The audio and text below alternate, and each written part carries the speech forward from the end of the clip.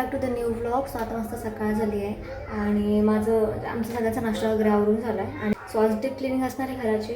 So चला आता वेळ न घालवता आधी क्लिनिंग करून घेऊ आणि स्वयंपाक तर तसं झालं आहे, फक्त गरमागरम पोळ्या आपण नंतर करत असतो. सो चला आधी आवरून घेऊ, कारण काही आवरण्यातच खूप जास्त वेळ जाणार आहे.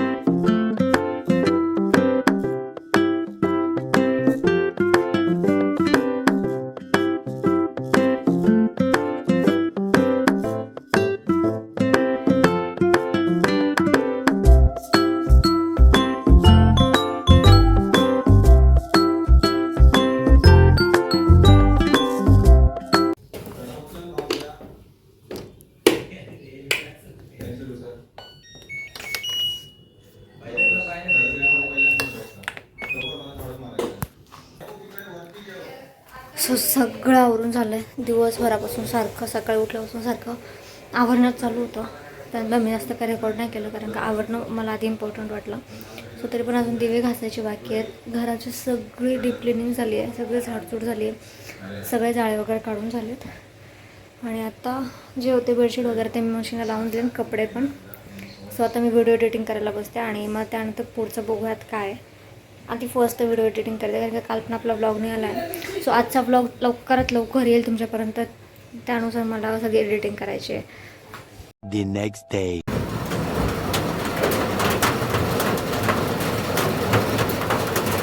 सकाळपासून पाऊस चालला, सकाळपासून जरा सुद्धा थांबलेला नाही आहे.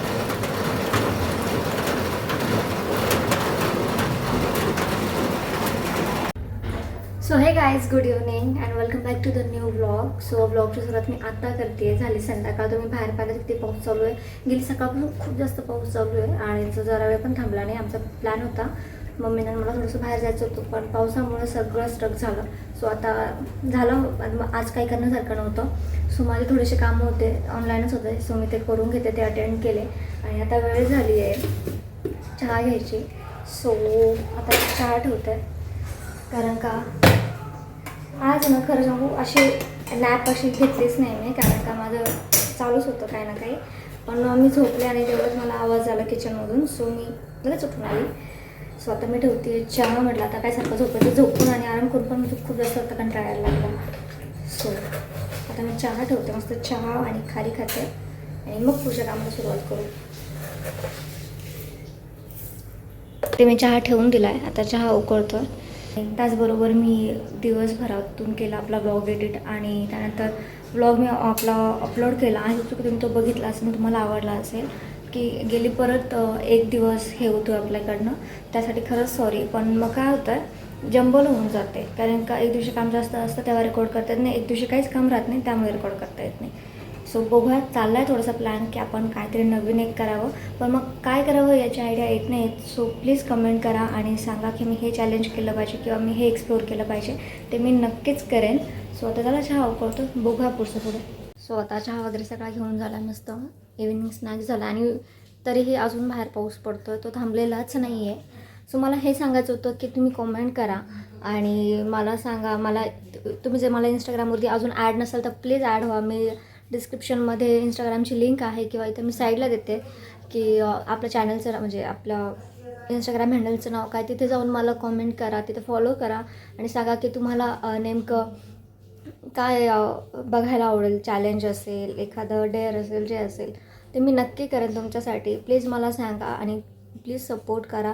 कुठेतरी आपला सपोर्ट आपल्या चॅनलला थोडंसं कमी पडतो तो. सो प्लीज जर तुम्हाला आवडत असेल माझे व्हिडिओज बनवणं आणि जर तुम्ही एन्जॉय करत असेल माझे व्लॉग, सो प्लीज तुमच्या फॅमिली फ्रेंड्समध्ये पण शेअर करा आणि त्यांनाही आपल्याला फॉलो आणि सबस्क्राईब करायला सांगा. सो आता झाली आहे वेळ स्वयंपाकाची. सो मी इथे लावून दिला परत येतो कुकर, त्यात आलं वरण भात आणि आता इथे मी कापून घेते भेंडी. कारण का खूप भेंडी आहे आणि आता मी विचार करते की मी भेंडी करते त्या दिवसासारखीची मी रेसिपी शेअर केली होती दाण्यांचा कूट लावून आणि इतकी ऑसम झाली होती. सो आता मी परत ती एकदा करणार आहे ट्राय आणि माझा विचार आहे की मी ही रेसिपी तरी ॲटलीस्ट शॉर्टमध्ये टाकावी. सो मी आता हे करून घेते आणि मग भेटते.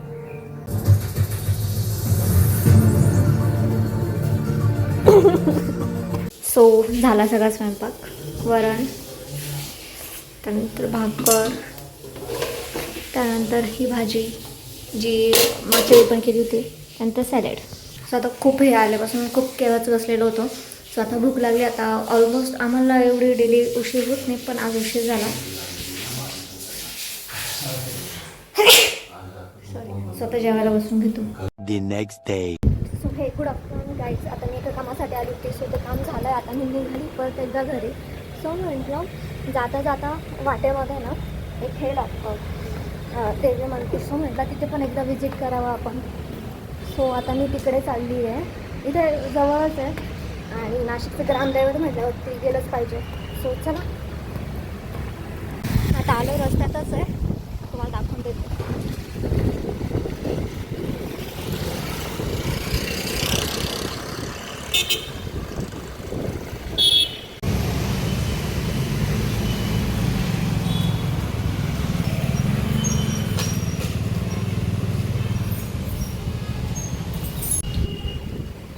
हे आहे कालिका देवी मंदिर आमच्या इकडचं.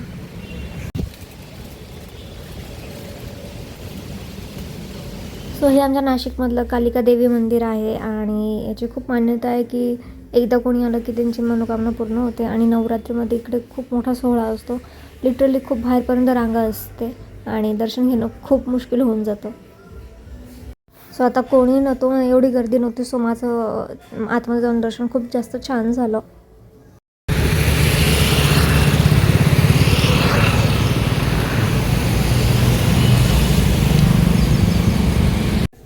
सो गाईज आता तुम्ही जो आपला व्लॉग पाहिला ते प्रॉपर 3 दिवसाचे ग्लिम्स होते आणि माझ्याकडनं जेवढं 3 दिवसामध्ये रेकॉर्ड झालं, असं नाही की मला वेळच भेटला नाही, पण मग काही ड्यू टू सम रिझन्स म्हणजे काही कामं, त्यानंतर काही गोष्टी.